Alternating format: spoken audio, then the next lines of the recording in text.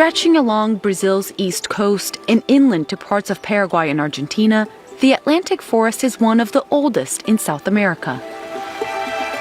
In Brazil alone, the once vast carpet of green covered an area almost twice the size of France. But today, more than 85% has been cleared, according to the Nature Conservancy. And what remains is a fragmented patchwork split apart by coffee, cattle, and dairy farms. Okay. For nearly 3 decades, Robin and Binka Le Breton have been working to restore this threatened paradise and passing along their knowledge to future generations.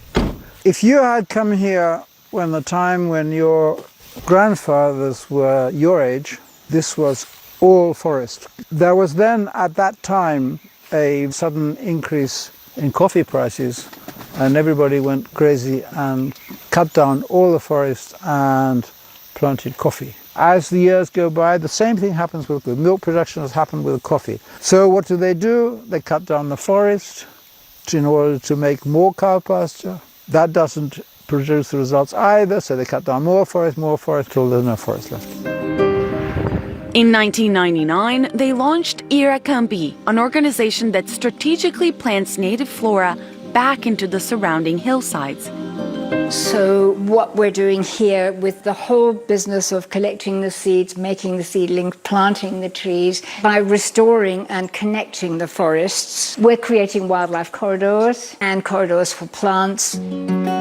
Key to their success is an education program that brings in people from all over the world and also from nearby communities.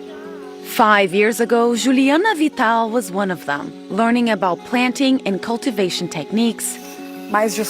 Here we have a jatoba tree, my favorite, but we plant a lot of jussara too.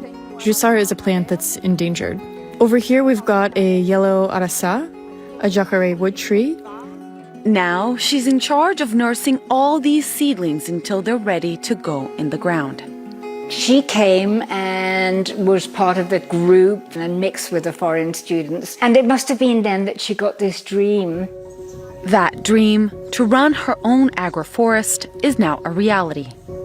My grandparents were some of the remaining indigenous farmers here. My mother is indigenous Puri, and I grew up in this environment, so I had a really strong connection with some plants I saw my grandfather grow. Unfortunately, I didn't, and he didn't save any of his seeds. So now I'm trying to connect with local farmers, especially indigenous ones, to try to recover those seeds and start from scratch. This is cotton, a type that's been grown here a long time. I feel grateful to have this opportunity. We come to understand that we're really taking care of ourselves. To plant something and then wait for the seed to grow, for it to bear a new seed that we can save. I don't think I fully grasp yet how much this is shaping me as a person. As they like to say at Iracambi, every forest starts with a seed. Just a few years ago, we started working with agroforestry, and that's an easier sell because people can get some kind of economic benefit out of it. So we're still experimenting and working with the community to see what they want and how we can make it work for them.